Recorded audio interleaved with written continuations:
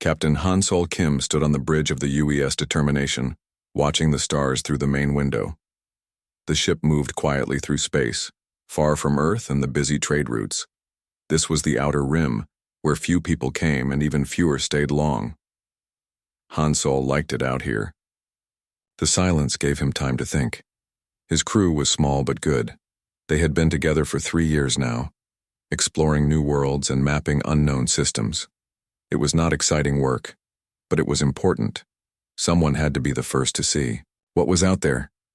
"Captain," called Boram Lee from her station. She was the communications officer, a young woman with sharp eyes who never missed anything. "I'm getting something strange." Hansol turned from the window. "What kind of strange?" Boram frowned at her screens. "It's a signal, but not like anything I've seen before. The pattern is different. Not human, not from any of the species we know about." "Could it be a natural phenomenon?" Hansol walked over to look at her screens. Numbers and wave patterns filled the display, but they meant nothing to him. That was why he had Boram. "No, sir. This is definitely artificial. Someone is sending this on purpose." Boram adjusted her equipment. "And Captain, it's weak. Very weak. Like it's coming from very far away, or the transmitter is failing." Hansol felt a familiar tingle in his chest. In all his years exploring space, he had never found signs of a new alien species. Humanity knew of several other races, but they were all busy with their own affairs. Contact was usually formal and brief. "Can you clean up the signal? Make it clearer?" "I'm trying, but..." Boram shook her head. "I think we need Dr. Park for this one." Dr. Young Mi Park was the ship's expert on alien languages and cultures. She was a small, quiet woman who spent most of her time reading old texts and studying communication patterns. Hansol had wondered if bringing her on this mission was worth the cost, but now he was glad she was here. "Get her up here," Hansol said. A few minutes later, Dr. Park arrived on the bridge. She moved quickly but carefully, like someone who was used to handling delicate things. Her eyes went straight to Boram's screens. "Fascinating," she said after a moment. "The mathematical base is different from anything in our records. See this pattern here? It's not binary like most digital signals. It's more like music." "Music?" Hansol asked. "Well, not exactly, but the way the signal rises and falls, it has rhythm, structure, almost like someone singing." Dr. Park pulled up a chair next to Boram. "May I?" Boram nodded and moved aside. Dr. Park's fingers flew over the controls, adjusting frequencies and filtering out background noise. Slowly, the chaotic lines on the screen began to form clearer patterns. "There," Dr. Park said. "It's definitely a language. And Captain, I think it's a distress call." Hansol felt his heart speed up. "How can you tell?" "The repetition. The same sequence over and over, with slight variations. That's classic distress signal behavior. Someone is asking for help." Dr. Park looked up at him. "And they're desperate. This signal is using a lot of power, broadcasting on multiple frequencies at once. Whoever sent this really wants someone to hear it. How long will it take you to translate it?" Dr. Park studied the patterns again. "Hard to say. Could be hours, could be days. This language is completely new to me. I'll have to start from basic mathematical concepts and work my way up." "Do it," Hansol said. "Whatever you need." Dr. Park nodded and began gathering her equipment. "I'll set up in the linguistics lab. Boram, can you feed me a continuous stream of the signal?" "Already on it," Boram said. As Dr. Park left the bridge, Hansol turned to his navigator, Taiho Jung. "Set course for the signal source, best speed." "Sir, that will take us pretty far off our planned route," Taiho said. "We're supposed to map the Kepler system next week. The mapping can wait. Someone out there needs help." Taiho nodded and began plotting the new course. Hansol knew some captains would have reported the signal to Earth and waited for orders. But that could take weeks, and the signal was already getting weaker. If someone was in trouble, every minute counted.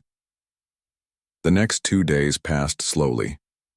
The Determination flew toward the signal source while Dr. Park worked around the clock in her lab. She barely stopped to eat or sleep. Boram brought her meals and coffee, checking on the progress. "How is she doing?" Hansol asked Boram after her latest visit to the lab. "Getting somewhere, I think. She's got basic numbers figured out and some simple concepts, but Captain, she looks exhausted." Hansol went to check on Dr. Park himself. He found her surrounded by papers covered with alien symbols and mathematical equations. Her eyes were red from staring at screens and her hair was messy. "Dr. Park, you need to rest." "Almost there," she said without looking up. "I think I understand their number system now. And some basic words. Captain, these people, they're scared. Really scared." "What are they saying?" Dr. Park pointed to a section of translated text. "Help. Please help. Dying. World dying. No one comes. Please. Someone help." Hansol read the words and felt cold. "They're asking for rescue?" "More than that. It sounds like their entire world is in danger. Some kind of disaster." Dr. Park rubbed her tired eyes. "And Captain, this isn't the first time they've sent this message. The signal has timestamp markers. They've been broadcasting for months, maybe longer, and no one has answered. If they had, would they still be sending?" Dr. Park went back to her work. "Let me keep translating. There's more here."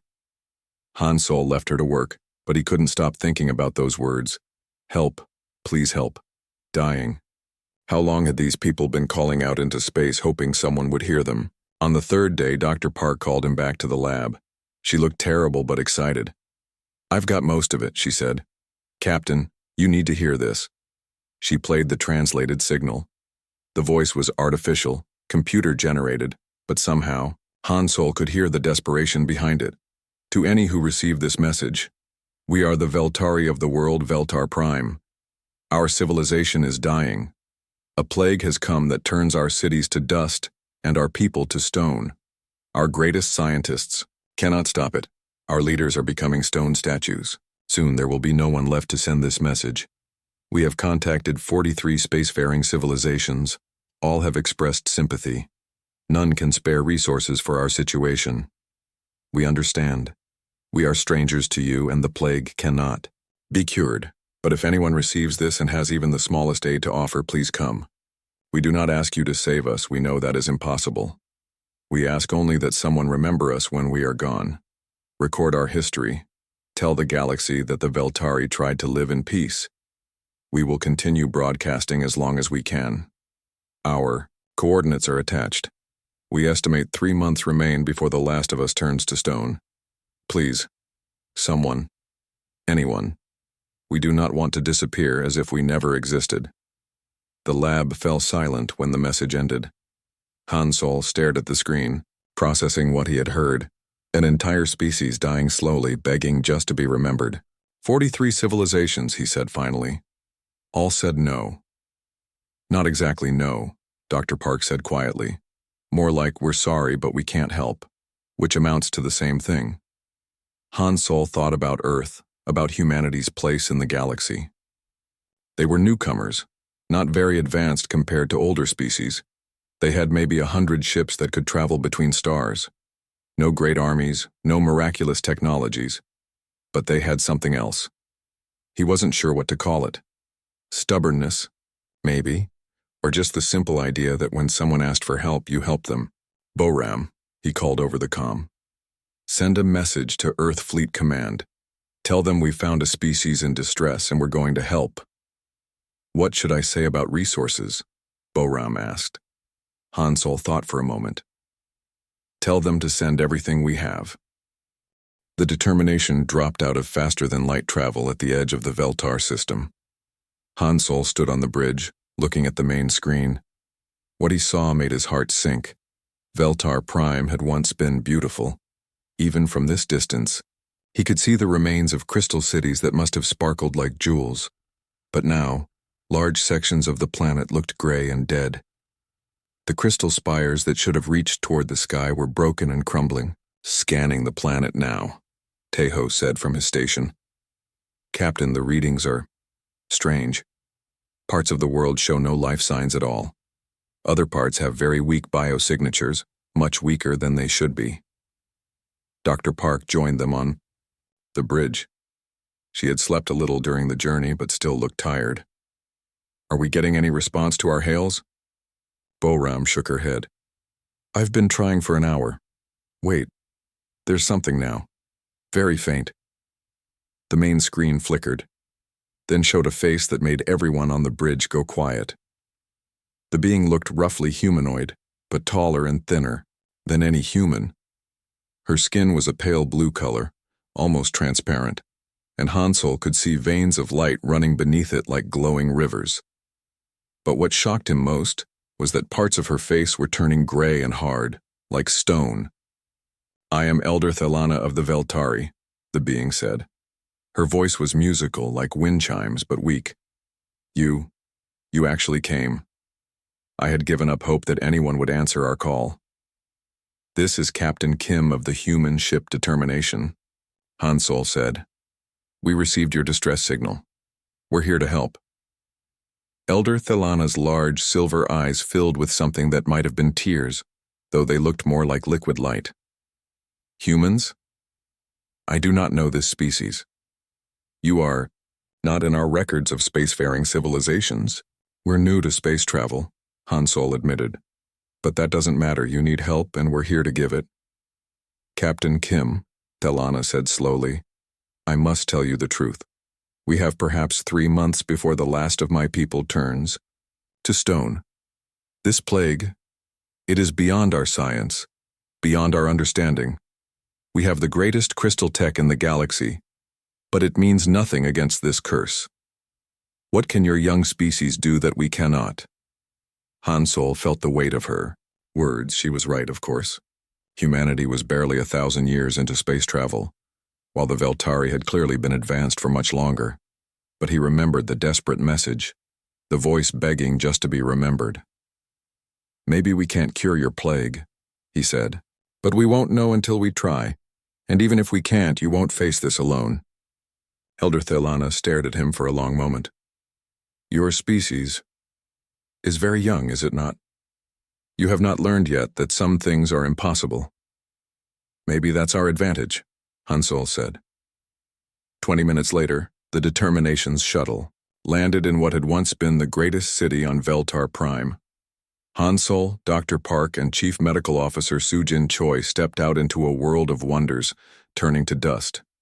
The Veltari architecture was like nothing they had ever seen. Tall spires grew from the ground like living crystal trees, their surfaces reflecting light in colors that had no names. But cracks ran through everything, and whole sections of buildings had crumbled into gray powder. Elder Thelana met them at the landing platform. Up close, Hansel could see how the plague was affecting her. The stone-like patches covered nearly half her body, and she moved stiffly, as if her joints were hardening. Welcome to Veltar Prime, she said sadly. Or, what remains of it. As they walked through the city, Hansel saw more Veltari people. All of them showed signs of the plague. Some were almost entirely stone, standing like statues in the middle of the street. Others still moved, but slowly, carefully, as if every step caused pain. How did this start? Dr. Choi asked. She was a practical woman who believed every disease had a cause and a cure. 6 months ago, Thelana explained. It began in the outer settlements. We thought it was some kind of crystal blight affecting our buildings. But then our people began to change. The plague attacks the quantum crystalline matrix that forms the basis of our biology. We are silicon-based life forms, Captain Kim. Our bodies and our technology are built on the same principles. When the plague destroys that matrix, everything falls apart. They reached the Veltari Science Center, a massive crystal dome that still mostly held its shape. Inside, a few dozen Veltari scientists worked desperately at glowing control panels. Many of them were more stone than flesh now, but they continued their research with stubborn determination.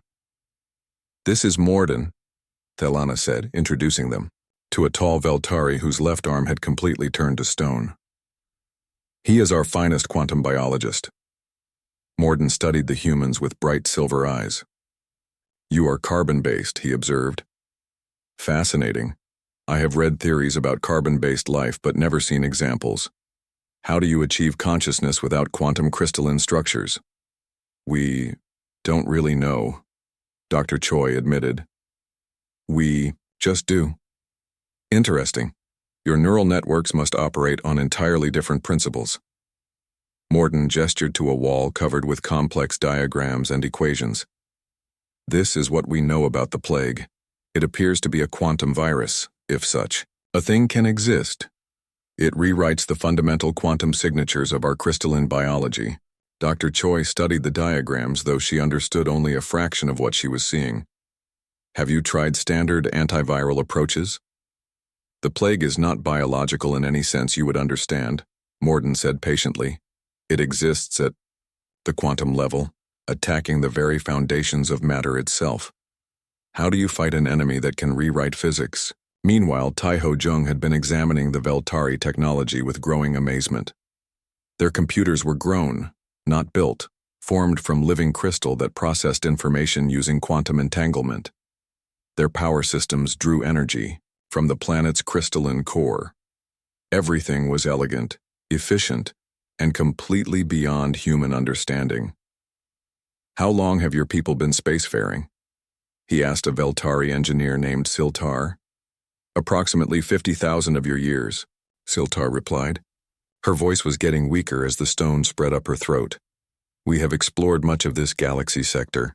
We have shared our knowledge with many species and learned from them in return. And in all that time, with all that experience, no one can help you?" Siltar's expression was hard to read, but Hansol thought he saw bitterness there. "The Zephyrians said the plague might spread to their worlds if they came here. The Corvani offered to preserve our history in their archives, but could spare no ships or scientists.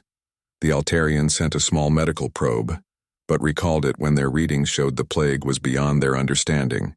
They all had reasons," Thelana added quietly. "Good reasons. Logical reasons. The Veltari are not a powerful military force. We have few resources to trade. From a practical standpoint, helping us makes no sense. Why risk valuable ships and people for a lost cause?" Hansol felt anger building in his chest. "Because it's the right thing to do." "Right thing?" Morden tilted his head. "I do not understand this concept in this context. Explain, please." Dr. Park stepped forward. "In human culture, we believe you help people who need help, not because you gain something from it, but because they need help." "Even if helping them costs you greatly?" Siltar asked. "Especially then," Hansol said. The Veltari exchanged glances, communicating in some way the humans couldn't detect. Finally, Thelana spoke. "Your species is very young," she said again, "and very strange. Captain Kim, I must ask you directly, what do you hope to achieve here? We have told you this plague cannot be cured. We have perhaps 90 days before the last of us becomes stone. What can your small ship and small crew do?" Hansol looked around at the dying city, at the proud people who refused to give up even as they turned to stone, at the impossible technology that was crumbling before their eyes. What could humanity do? They were barely out of their own solar system, children playing with rockets compared to these ancient, advanced beings. But then he thought about the message they had intercepted. "Please, someone, anyone. We do not want to disappear as if we never existed." "I don't know what we can do," he said honestly. "But I sent word to Earth before we arrived. By now, every human ship in space is heading this way. Every scientist, every doctor, every engineer we have. Maybe we can't save you, but we're going to try. And if we can't, well, you asked for someone to remember you. Humans are very good at remembering." For the first time since they had arrived, Elder Thelana smiled. It was a sad smile, but genuine. "You would risk your entire fleet for strangers? You're not strangers anymore," Hansol said simply. "You're people who need help." That night, as the three humans slept in quarters the Veltari had prepared for them, Thelana stood on a balcony overlooking her dying city. In the distance, She could see the lights of the human shuttle, where Dr. Choi was already working with Morden, trying to understand the plague with fresh eyes. It would not work, of course. The plague was beyond solution. But for the first time in months, Thelana felt something she had almost forgotten: hope. 3 weeks after the determination arrived at Veltar Prime, the sky filled with human ships. Han Sol stood on the crystal balcony of the Veltari Council chambers, watching as vessel after vessel dropped out of faster-than-light travel. "By the eternal crystals," whispered Elder Thelana beside him. "How many ships is this?" 237 at last count, Han Sol said, still amazed himself. Every ship Earth could spare, and some they probably couldn't. The fleet was impressive, but it was also clearly thrown together in a hurry. There were military vessels, research ships, cargo haulers, even passenger liners that had been converted to carry supplies. At the center of it all was the massive hospital ship sanctuary, bristling with medical equipment and laboratories. Admiral Insu Bey's face appeared on the communication screen in the council chamber. He was an older man with gray hair and tired eyes, but his voice was strong and determined. "Captain Kim, good work finding these people. I'm bringing down the full command staff for a briefing. What's our situation?" Han Sol looked at Elder Thelana, who had grown weaker in the past weeks. More of her body had turned to stone and she needed a mobility device to move around, but her mind was still sharp. "We have perhaps 2 months remaining," she said to Admiral Bey. "The plague continues to spread. Our population has decreased from 12 million to just under 8 million. Those who remain are all in various stages of transformation." "And the cause of this plague?" "Unknown," Morden said, joining the conversation. The Veltari scientist now had both arms completely turned to stone, but he had modified his equipment, so he could still work. "We believe it may be artificial, but we cannot prove this." An hour later, the human command team had assembled in the largest intact building on Veltar Prime. Admiral Bey had brought Earth's best minds: Dr. Hyejin Nam, the leading expert on quantum biology; Commander Myung Seo, who specialized in military threats; Engineer Min Soo Ko, who understood advanced technology better than most; and dozens of other specialists. Dr. Nam studied the data about the plague with intense focus. She was a small woman with quick hands and quicker thoughts, the kind of scientist who saw patterns others missed. "This is fascinating," she said, which earned her some sharp looks from the Veltari. "I'm sorry, I don't mean your suffering is fascinating. I mean the plague itself. Look at these quantum signatures." She put up displays that showed the mathematical patterns of the plague's spread. To most people, it looked like meaningless numbers and symbols, but Dr. Nam saw something else. "This isn't random. See how it targets specific quantum frequencies? How it spreads in precise patterns? This is definitely artificial. Someone designed this." "But who would create such a thing?" Elder Thelana asked. Commander Seo had been quietly reviewing intelligence reports. She was a serious woman who always expected the worst from any situation, which made her very good at her job. "I may have an answer to that," she said, bringing up star charts on the main screen. 3 systems away from here is Rathkar Prime, home of the Rathkari Empire. They're known for aggressive expansion and taking resources from weaker civilizations. "The Rathkari contacted us 8 months ago," Morden said slowly. "They wanted to trade for our crystal-growing technology. We refused, as we always do. Our knowledge is too dangerous to share, so they decided to take it," Commander Seo said grimly. "The plague isn't meant to kill you quickly, it's meant to weaken you, make you desperate, until you're willing to trade anything for help. When you're all dead, they move in and take what they want from your world." The room fell silent as everyone absorbed this. It was one thing to face a natural disaster, another to know that someone had deliberately tried to destroy an entire species for profit. "Can we prove this?" Admiral Bey asked. "I'll need to get closer to Rathkari space to gather evidence," Commander Seo said, "but the pattern fits their previous attacks on other species." "Then we have 2 problems," Admiral Bey said. "We need to cure the plague, and we need to stop the people who created it." Dr. Nam had been studying the plague data while they talked. "I think I might have an idea about the cure," she said. But it's going to require resources. A lot of resources. How much? Admiral Bay asked. Dr. Nam took a deep breath. If I'm right, we'll need to build quantum resonance generators on a massive scale. We're talking about rebuilding the quantum structure of an entire world, atom by atom. The power requirements alone would bankrupt most civilizations. What about the materials? Rare earth elements, quantum crystals, pure energy sources. Dr. Nam rattled off a list that made the engineers in the room wince. We'd have to strip mine entire asteroid fields and convert our whole industrial capacity. Admiral Bay was quiet for a moment, thinking. Around the room, the other humans looked worried. This was far beyond anything humanity had ever attempted.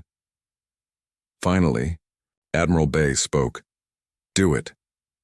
Sir? Dr. Nam looked surprised. Do you understand what I'm asking for? This would cost more than building 100 ships. We'd have to. I said, do it. Admiral Bay repeated firmly. Whatever you need, whatever it costs. We came here to save these people, not to count expenses. Elder Thelana stared at him in amazement. Admiral, your species would impoverish itself for us? Our species would do what's necessary, Admiral Bay said simply. The next few days were a blur of activity. Human ships spread throughout the system, mining asteroids and setting up processing stations. The cargo haulers began stripping their own hulls for raw materials. Even the luxury passenger liners donated their decorative elements to the cause. Engineer Ko worked around the clock, designing and building the quantum resonance generators Dr. Nam had specified. He pushed himself and his teams to exhaustion, creating technology humanity had never dreamed of before. This is impossible, he muttered to himself as he welded components together. We don't know enough about quantum mechanics to build these things. Then learn, said Dr. Yoon Ha Lim, the chief medical officer from the sanctuary. She had been working with Veltari doctors, trying to slow the plague's progress in individual patients. These people are counting on us. Dr. Lim had not slept properly in days. Her medical teams were working in shifts, treating Veltari patients around the clock. They could not cure the plague, but they could ease the pain and maybe buy a little more time. Meanwhile, Commander Seo had taken a small force to scout Rathkari space. What she found confirmed their worst fears. The Rathkari had done this before to at least 3 other species. They would attack with their quantum plague, wait for their victims to weaken, then move in to claim the empty worlds and their resources. They're planning to do it again, she reported to Admiral Bay. We've detected Rathkari ships massing at the edge of their space. They're getting ready to move into Veltar system as soon as the plague finishes its work. How long do we have? Maybe 6 weeks. They want to make sure there are no survivors to resist them.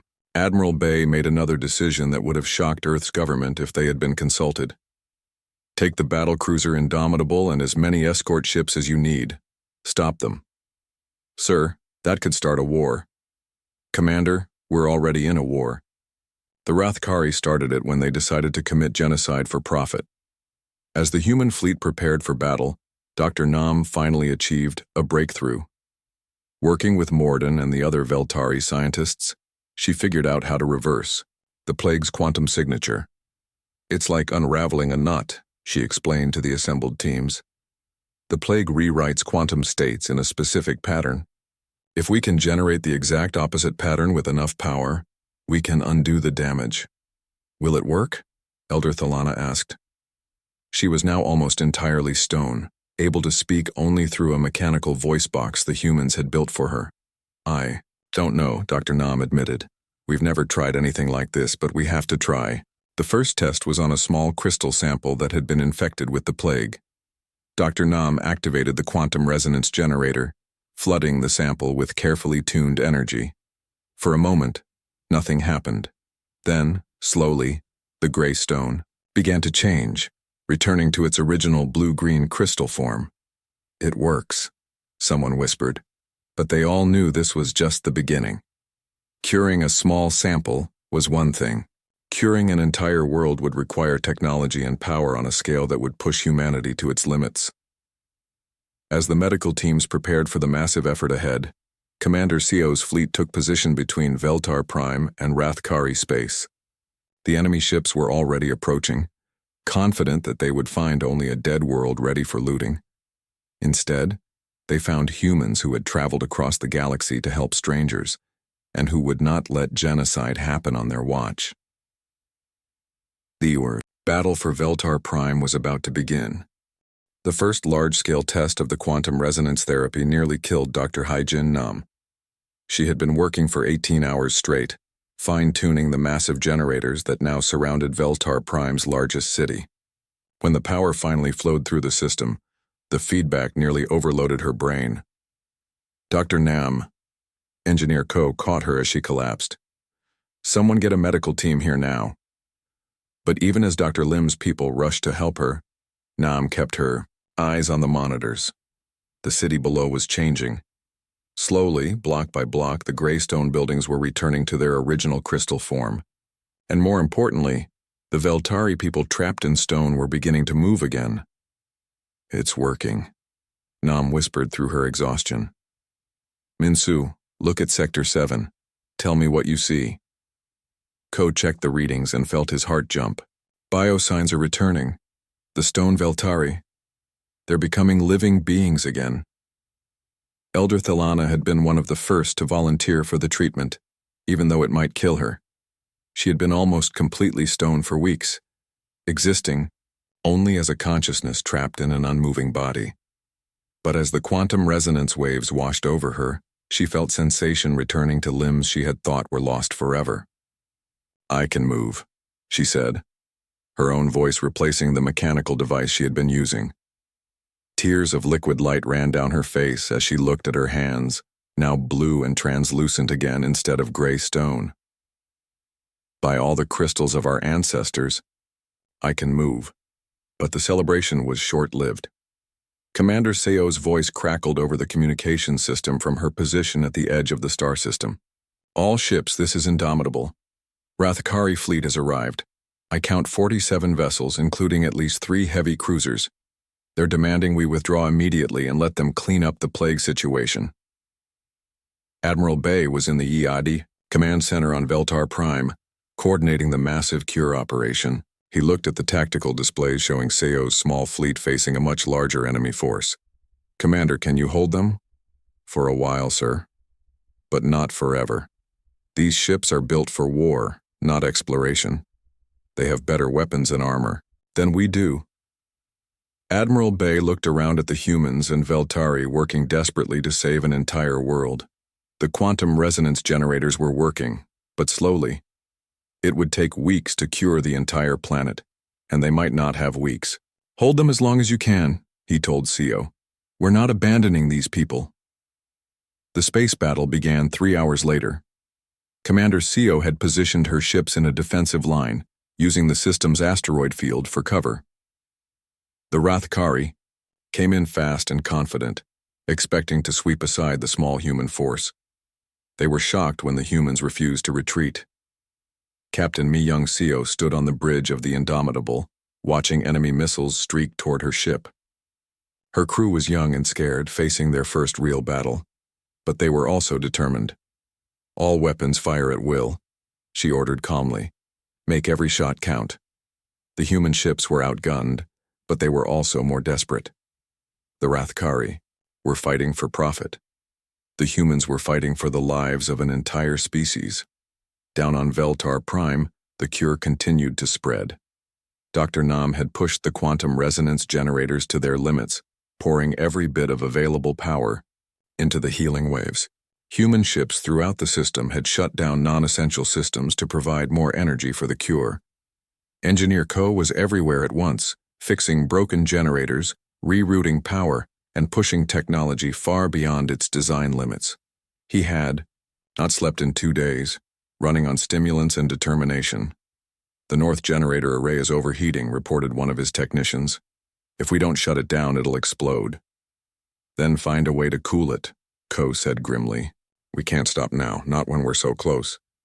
The technician, a young woman named Da-eun Park, stared at him. "Sir, if that array explodes, it could take out half the city. And if we stop the cure, the entire species dies. Find a way." Da-eun nodded and ran back to her post. All around the planet, similar scenes were playing out. Human engineers and technicians were risking their lives to keep the cure working, pushing themselves and their equipment past every safety limit. In space, the battle was not going well for the humans. The Indomitable had taken heavy damage, and 2 of the escort ships had been destroyed. Commander Seo's voice was steady, but Admiral Bay could hear the strain in it. "Admiral, we've lost the destroyer's hope and courage. The Indomitable is venting atmosphere from 3 hull breaches. I don't know how much longer we can hold the line." "Understood, Commander. Just give us a little more time." But time was running out. The Rathkari commander had grown tired of the human resistance. His ships moved into attack formation, preparing to overwhelm Seo's remaining vessels with pure firepower. That was when Commander Seo made the decision that would be remembered across the galaxy. "All ships, this is Seo. I'm going to ram the flagship. Continue the mission. Do not let them reach the planet." "Commander, no." Admiral Bay's voice cracked across the communication channel. "There has to be another way." "There is no other way, sir. These people need more time to complete the cure. This is how we give it to them." Seo turned to her crew. They were all looking at her, young faces full of fear and determination. "Anyone who wants to leave, take the escape pods now. No shame in that." No one moved. "Proud to serve with you all," Seo said quietly. The Indomitable, its engines pushed, far beyond safety limits, accelerated toward the Rathkari flagship. The enemy ship tried to turn away, but it was too late. Seo's ship struck it amidships in a burst of light that could be seen from the planet's surface. Both ships were destroyed instantly. The remaining Rathkari ships, shocked by the sacrifice they had just witnessed, pulled back to regroup. It gave the humans on the planet the time they desperately needed. Dr. Nam, working through tears of exhaustion and grief, made the final adjustments to the quantum resonance network. All across Veltar Prime, the generators hummed with power, sending healing waves deep into the planet's core. The transformation was amazing to watch. Stone buildings flowered back into living crystal. Gray, lifeless landscapes turned blue and green again. And most importantly, the Veltari people who had been trapped as statues began to move and speak and live again. Elder Thelana, now fully restored, stood in the control center watching the readings. 8 million Veltari were returning to life. Their quantum crystalline biology rebuilt atom by atom. It was impossible, but it was happening. "How did you do it?" she asked Dr. Nam, who was slumped in a chair, barely conscious from exhaustion. "How did your species accomplish what we could not?" Nam looked up at her with tired eyes. "We didn't know it was impossible," she said simply. "And we had help from your people. Morden and the others, they never gave up. Even when they were turning to stone, they kept working." "But the cost," Thelana said, looking at the tactical displays that showed the destroyed human ships. "Your people died for us. Strangers. Why?" Dr. Nam was quiet for a moment, thinking of Commander Seo and her crew, of all the humans who had risked everything for people they had never met. "Because someone had to," she said finally. "And because you asked for help." The Rathkari ships were regrouping for another attack, but something had changed. News of the battle was spreading across the galaxy. Other species were watching, seeing humans fight and die to save strangers. Some were shocked, some were inspired, but all of them were talking about what they had witnessed. For the first time in galactic history, someone had chosen compassion over calculation. Someone had decided that helping others was more important than helping yourself. The Veltari were saved, but the real transformation was just beginning. Across the galaxy, species that had watched the battle were asking themselves hard questions about their own choices, and they were wondering what other impossible things these strange humans might try to do. 6 months after the cure was completed, Veltar Prime looked like a different world. The crystal cities had grown back even more beautiful than before, their spires reaching toward the sky like frozen music. Gardens of living crystal bloomed in colors that had no names in any human language. The Veltari people moved through their rebuilt world with a grace and joy that seemed impossible after what they had endured. Admiral Hansol Kim, recently promoted from captain, walked through the capital city with Elder Thelana. She looked completely healthy now, her translucent blue skin glowing with inner light. No trace of the stone plague remaining. But Kim could see something new in her eyes, a weight of knowledge and purpose that had not been there before. "Your people's memorial will be completed next week," Talana said, gesturing toward a tall crystal spire under construction. "Every human who died to save us will be remembered here forever. Their names will be sung in our crystal gardens for 1,000 generations." Kim nodded, thinking of Commander Seo and her crew, of the engineers who had worked themselves to exhaustion, of all the humans who had given everything for strangers. "They would be honored," he said simply. "But that is not enough," Talana continued. "Honor is not enough. We must do something with the gift your people gave us." They stopped at a plaza where a crowd had gathered around a large display screen. The image showed the Galactic Council chambers, where representatives from hundreds of species were engaged in heated debate. "The Council has been arguing for 3 months now," Talana explained. "Ever since news of what happened here spread across the galaxy. Some species are calling for new laws about mutual aid. Others say what your people did was foolish and dangerous. They worry it will set expectations they cannot meet." On the screen, Kim could see various alien representatives speaking passionately. The translation system made their words understandable, but the emotions behind them needed no translation. "The humans have created chaos," declared Ambassador Vextar of the Corvani Trade Federation. "Their actions have disrupted centuries of careful diplomatic balance. Species are now expecting help that simply cannot be provided. Resources are finite. We cannot all behave like these emotional humans." But another voice spoke up. Dr. Zilandra of the Zephyrian Science Collective, her plant-like features rustling with agitation.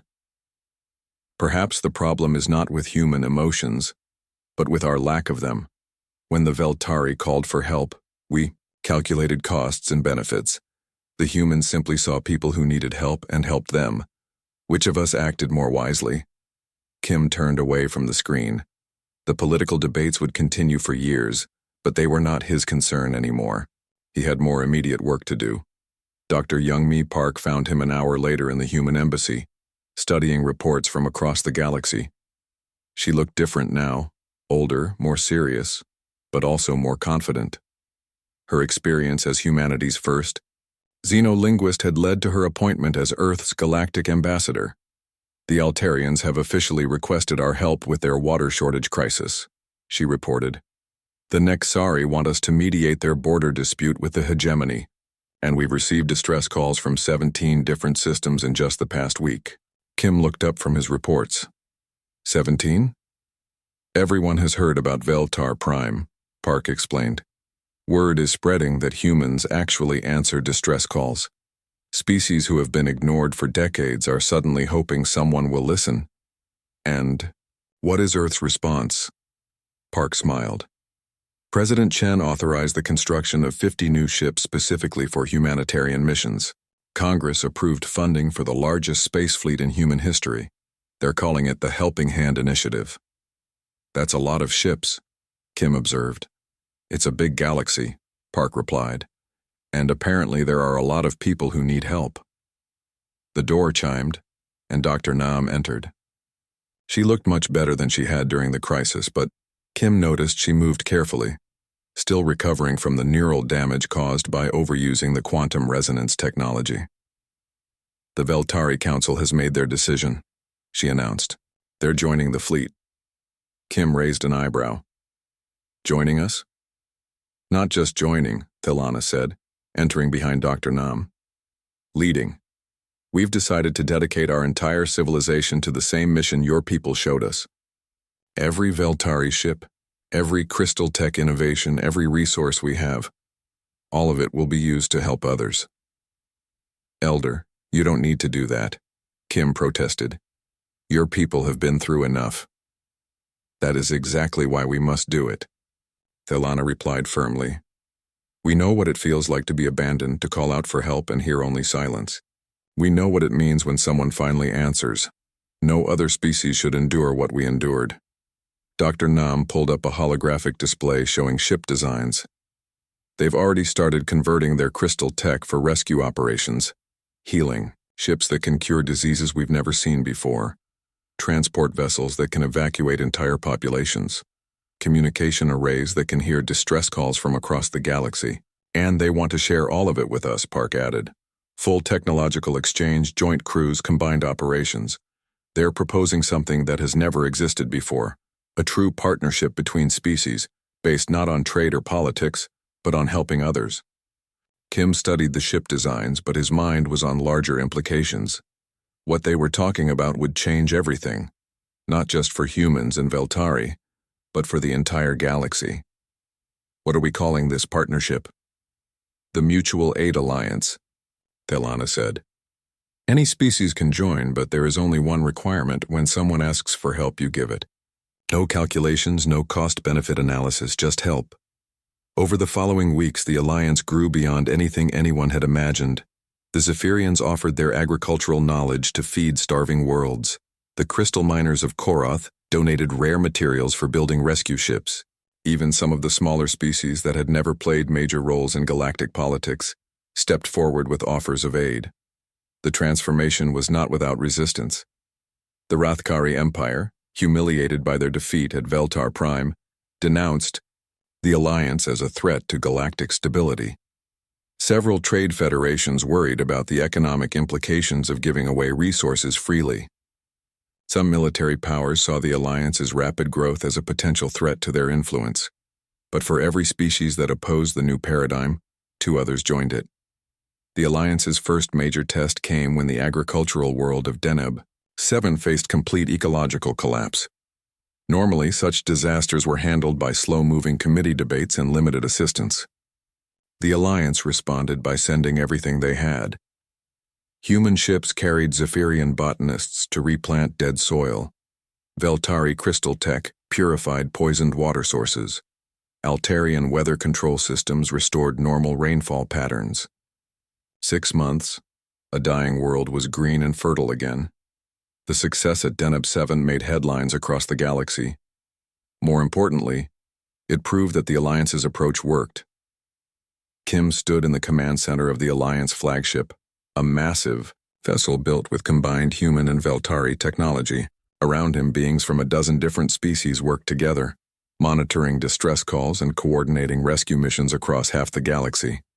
Admiral, called Lieutenant Da Yun Park, now serving as the ship's communications officer. We're receiving a distress call from the Kepler system. Unknown species, but they're definitely asking for help. Kim looked at the tactical display showing their current position and the location of the distress call. It would take them 3 weeks to get there, and they were already committed to 2 other rescue operations. A year ago, he would have had to make hard choices about which mission to prioritize. But the Alliance had changed that. They now had enough ships, enough people, enough resources to help everyone who asked. Send the Sanctuary group to Kepler, he ordered. Have the Veltari healing ships rendezvous with them at the halfway point, and contact Earth. We may need additional support vessels. Yes, sir. And Admiral, the unknown species is using the new universal distress frequency. They've heard about us. Kim smiled. The universal distress frequency had been Dr. Park's idea. A single communication channel that any species could use to call for help, knowing that the Alliance would hear them and respond. It was broadcasting throughout the galaxy now, carrying a simple message in every known language. If you need help, call. Someone will answer. Elder Thelana joined him at the tactical display. She had taken the title of Alliance Coordinator, working to integrate new member species and coordinate their various abilities. The Council of Voices has voted to join us, she reported. That brings our total to 47 species. The Rigelian Empire is still debating, but their exploratory committee sounds positive. Any word from the Rathkari? Thelana's expression darkened. They've formed their own coalition, the Practical Alliance, they call it. Species that believe in traditional diplomacy and calculated assistance. They're actively opposing our expansion. Kim nodded. They had expected resistance. Not everyone would embrace the idea that helping others was more important than helping yourself. But that was okay. The alliance would continue to grow, one rescued species at a time.